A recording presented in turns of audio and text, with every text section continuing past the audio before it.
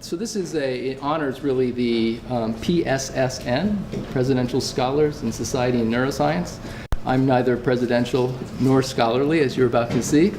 I'm a bit social, some say antisocial, but I am a neuroscientist. So I'm going to tell you today about time as it works in the brain, and I'm going to pose to you that the rather broad hypothesis, or really driving motivation for me to study time, and that is it is the key to thinking, and also the key to understanding our structured behavior at a cognitive level, and even notions of aesthetics. Now, many animals, as Randy mentioned already, use time for foraging, exploring their environments, and so forth. And we are no exception. There I'm going to mention briefly mouse, monkey, and human timing. Now, if you look at the parts of the brain that do the thinking, which is basically the mass of, I'm not sure, yeah, great. The mass of the expansion of the cortex that occurred in evolution of primates, that what we see there is the stuff of thought has to know something about the passage of time. And let me illustrate that to you with a very simple experiment where we're going to ask a monkey to stare at a fixation point and then make an eye movement to the location of that briefly flashed spot. Now, the monkey doesn't realize this, but there's an electrode in his brain. The electrode doesn't hurt him at all. It's the same thing we do with humans in neurosurgery.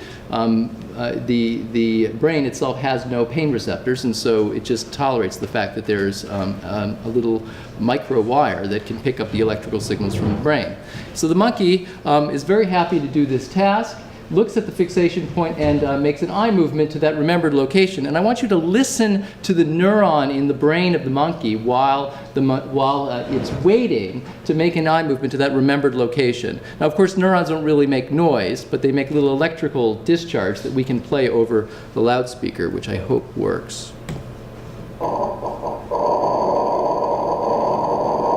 Okay, now that moving dot that you saw, it was the monkey's eye movement, just a picture of it, moving from here to the remembered location of the spot. And these spikes, these little electrical events that you heard on the speaker, and also see depicted here by these little tick marks, between the time that the flash occurred and the time that the monkey ultimately executed the eye movement, is what we call persistent activity. And it is a representation of the location of that spot or the plan to make the movement. And it's persisting throughout a gap of time.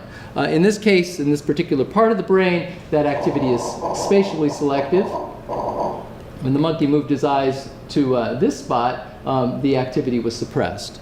So this activity, which is ubiquitous in the association cortex of our brains, the brains of primates in particular, is what gives us the ability to think at all. It gives us a thickness to the present, so that the immediate past, in this case we're just talking seconds, but we could probably be talking about a lot more, has some connection to the immediate future. It gives the now a kind of thickness. Okay, that's a Merleau-Ponty notion of temporal thickness of the present. Now, and I would argue that many disorders of higher brain function really come down to a breakdown in the kinds of mechanisms that allow the information from the recent past to affect behavior in the present. Now, let me tell you about how time works, because you know, what comes with the price of having flexibility, this freedom from the immediate demands of sensory experience and controlling a body, this stuff in between that is the stuff of thought. The price of that is to actually be able to control time ourselves and anticipate it. So here's about the simplest experiment that we've ever done in the lab. We ask a monkey to make another eye movement, an eye movement to a target. And the thing is, the monkey has to make an eye movement as soon as it can when it senses that this central spot has been dimmed. You probably can't even tell it's been dimmed, but the monkey's clever and will sense that and make an eye movement. Now here's the trick. The amount of time that elapses from onset of this target that he's supposed to look at and the go signal, this dimming of this spot, is random. It's chosen from a distribution, that's what this blue curve represents, that's basically around 1 second, but sometimes it extends out to almost 2, and sometimes a go might occur as early as maybe almost just beyond a half second. Okay, so there's some variability. All right, Great. Now, here's the trick. On another set of trials, we might show the monkey this kind of a schedule. In this case, I'll call this a bimodal schedule. There are some very short times, around a half a second. Nothing ever occurs around a second. And then there are also some very long times with equal probability, okay? So it's just as likely to sense something around 2 seconds as it is around a half a second, all right? Now, let's think about what it means to anticipate an event that we have some expectation about, okay? The technical term for this is a hazard rate. It's the probability something's going to occur given that it hasn't happened yet. So this is what this anticipation function means. It means if I'm sitting there waiting for that go signal and it hasn't arrived, it's increasingly likely that it's about to arrive. That's what anticipation means. Now in that bimodal schedule, that has 3 phases. I can anticipate this first peak, but then if it doesn't come, okay, nothing's happening. And then I'll anticipate this next week. So up, down, up. Now I'm going to show you that those same kinds of neurons in the brain that hold on to information over time don't just hold on to information over time, they anticipate. Okay, so I'm going to just give you an example of a recording from one neuron, the same neuron, and I'm going to play for you 2 different trials. One where he waited a long time for a trial in that middle, that blue distribution, and one where he waits a long time for a trial. It just so happens, because of course trials could happen short or long, but I'm going to show you a trial where he waits a long time in this bimodal schedule. And we're going to listen to that neuron as the monkey is anticipating. Okay, here we go. I think you'll see the monkey's eye position now in a little yellow square that jumps around. Okay, so this is that case where he expects things to occur around a second, but I'm going to show you a trial where it took quite a while.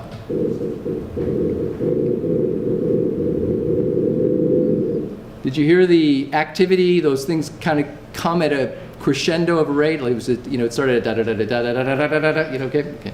Now let's same neuron now, except that the monkey knows he's in this new time environment where things occur early or late. Okay. And again, I'm going to show you a trial where he's going to wait for one of the longer cues. Okay.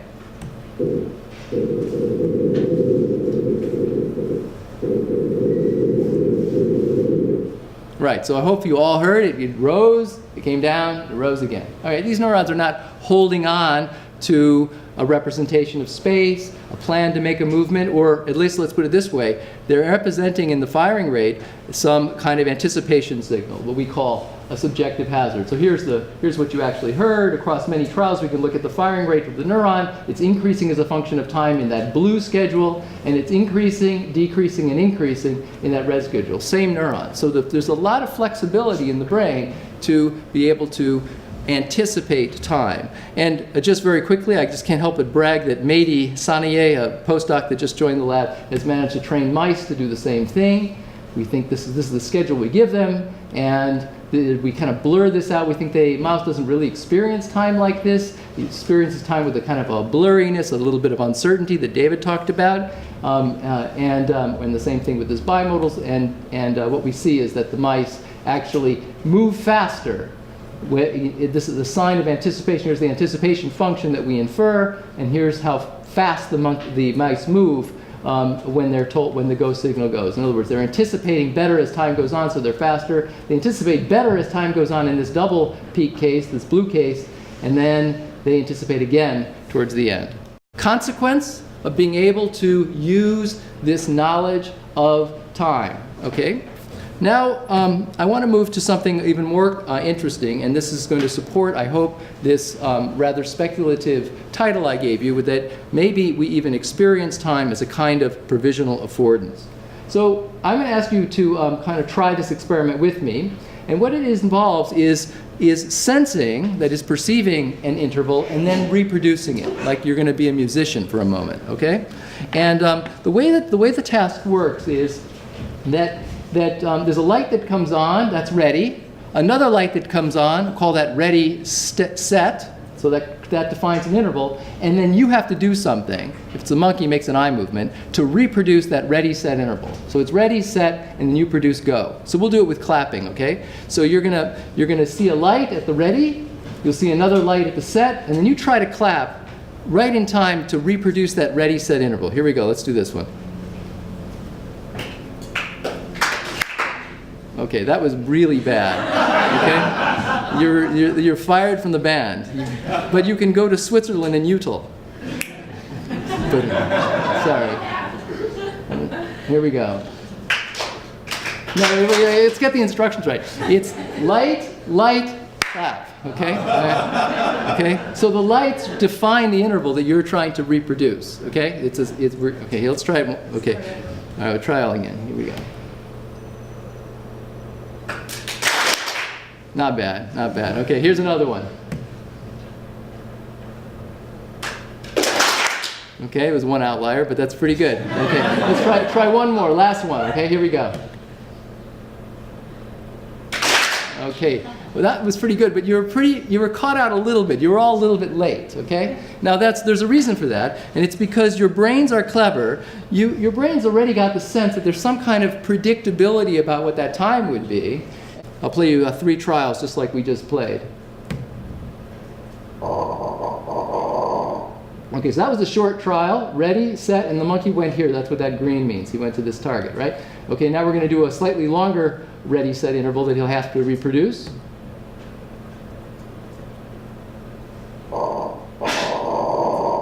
Okay, and then one more.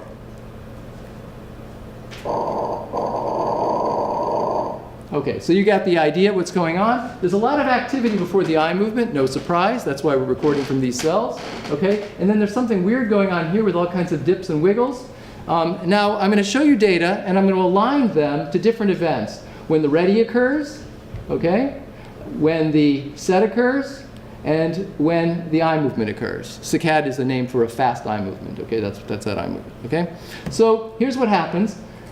If we happen to show that short trial, which is what I showed you in the first example, the firing rate kind of first dips down, and then if the trial takes longer, here's the shortest sample, here's the longest sample, the responses rise back up, and here's everything in between. So there's some kind of weird non-monotonic change in the firing rate, the activity of these brain cells. Okay? Now let's look at the time that you reach the set. Well, of course, this reached a higher rate than this, so they kind of stack up. So here's a representation of time in the brain. And then there's some rise in activity, as you heard. And if we align that rise in activity to the time of the eye movement, you see they look like ramps. Okay? Now the idea that there would be neurons that are involved in, say, planning an eye movement that would ramp up before the eye movement, that's old stuff. We've known that for a long time. What interests me, and Mehrdad Jazayeri, I'm skipping a lot of data here, is what's going on in here. And I'm going to put to you that what's going on in here is not just a perception of time, but a plan to possibly reproduce it. You see, if we look at the firing rates, first of all, I should say that the responses are occurring, all this interesting rise is occurring only in the times shown by these ticks here that the animal knows were times that it might have to reproduce. Okay, so things kind of go quiet, and then they start to rise at a very strange, nonlinear way. Okay, it looks a little bit like a logarithm function for those of you that like to think about logs. Now, here's what's going on from our point of view: is you look at this ramp here, low here. So if the trial were to end right here, that sample were to end right here, this is the ramp the monkey would have to produce at the end. And guess what? That's the slope of this buildup. If it was to end here, though, then he has to produce that red, very slow going ramp because he has to produce a longer interval. Okay? So what's happening in the brain is a strange kind of dynamic that we call pre-planning. And this is really instantaneously the plan of what it will take to reproduce the interval. Okay? So, with that in mind, I will conclude. Okay? But I'm going to take a little time because I want to make some philosophical points. So the first thing is, persistent activity in the brain modulates in time. It's not just a working memory signal. It's not just a planning signal. It's not just a hold on to this information signal. It's a dynamic signal that knows something about when an event might occur or when the brain might prepare the next thing, be it an action or maybe another plan of action. And we think that in this case, the new observations from the lab are that it might pre-plan the way the brain will parameterize the next thing it's going to do. Okay? That's sort of a generalization on action. When we think about thought, we don't think that thoughts always lead to action. But in a way, the way I think about thought always leads to something kind of like action. It's just that it might just be a strategy. It might be, my thought leads me to think about climbing a hill so that I can then look out and figure out where I want to go next to pick the fruit. Okay? There's still, I always want to think about the problem in cognition as if it were in the service of what we were going to do with our bodies, and then maybe an extension of the body in the form of strategy. Okay, and that's a bit what I mean by a provisional affordance, and I'll come back to that in a second. Now, time in the brain is not represented like a clock. Now, it might be on the daily rhythms that Randy mentioned at the beginning, circadian rhythms we call them. That is sort of clock-like. But I think time in the cognitive sense is more about an anticipation of by now something should occur. Okay? Not let's put a label on it, that's 1.7 seconds plus or minus sigma. But I think it should have happened. It should have happened by now. That's our sense of time. And I would argue that this gives us some insight into the aesthetic. And now I'm speaking to the musicians and artists in the room, because in a sense, the anticipation of the completion of something, and time being, I think, in a sense, archetypal for this phenomenon, the anticipation of completion of something is what perception is about, but it's also what art is about when the artist imbues in the beholder a sense of where something's going. I would say primarily in time, but also in harmony and melody and so forth, okay? Or in the laws of gravity if we were talking about dance, or form if we were talking about art, or even plot if we were talking about narrative. So things have an implied end, and the thing that makes things kind of beautiful and interesting and aesthetic is that there's the artist teases a bit before resolving and delivering on the goods, in this case the beat. But you could think of swing in jazz as effectively a little bit of a play of where the beat is really going to land relative to the pulse. Okay, now here's the more provocative statement that I'll leave you with and would be fun to discuss, which is that maybe in that period of time, in Mehrdad's time reproduction experiment, maybe that business of planning, virtually planning, what I will do to reproduce this time corresponds with what it means to perceive time. Now, I call that a provisional or subjunctive affordance to emphasize the notion of affordance being that a space to me, for example, as an affordance is what I might sit on. The flatness is something I might sit on, or the place in space is how I deal with position in space by grabbing. Am I done with time? You have 7 minutes left. Oh, wow, okay. I'm going to come early then. Okay.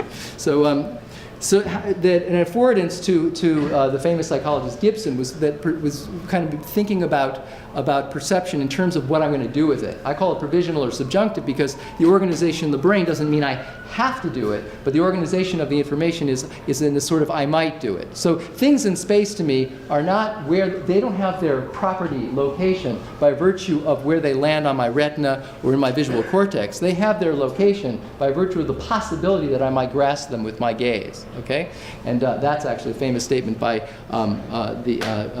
Helmholtz. But I think that's a very interesting way of thinking about the organization of information in the brain. It kind of de-emphasizes the role of representation in perception and emphasizes the role of intention in understanding. I think it's a very important point to a neuroscientist because it tells us we should be putting our electrodes for understanding in the parts of the brain that are more about thought and potential action than they are about representation. And this is where the Google deep learning has it all wrong. Okay, and has it all right for driving cars, has it all wrong in terms of how our brains work, sorry. So that's what I mean by this, and so now thinking about time in that same context as what might I do to reproduce an interval of time. I think we might have to generalize on that beyond clapping and making eye movements, but the idea that the organization of our knowledge of time has something to do not just with anticipating an event, but what I might do in order to reconstruct that event, I think is intriguing, and it's just the beginning of a further exploration. So with that, I will stop and tell you that in my real life, although I enjoy studying time because, as I learned from Randy Gallistel, it is sort of the essence of what the brain does that unites across all animals, not just primates and mammals. But I think it gives us an insight into the basic core functions of cognition, if we were talking about decision making, which is what I mostly study in the day, or timing itself, or as I mentioned, even aspects of the aesthetic. And so with that, I will stop and thank funders, the organizers again, and the monkeys for their participation in these experiments.